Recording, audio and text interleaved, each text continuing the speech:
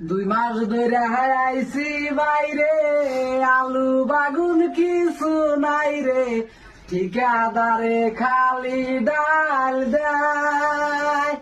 মাংসর কথা কইলে পারে, ডাইলের বস্তায় আইনা দেয়।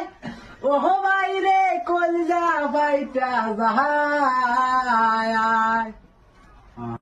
2 মাস ধরে হারাইছি বাইরে, আলু বাগুন কিছু নাই রে, ঠিকাদারে খালি ডাল দেয়।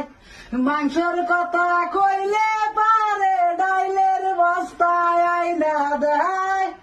ওহ বাইরে কলজা বাইটা যায়। 2 মাস ধরে হারাইছি বাইরে, আলু বাগুন কিছু নাই রে, ঠিকাদারে খালি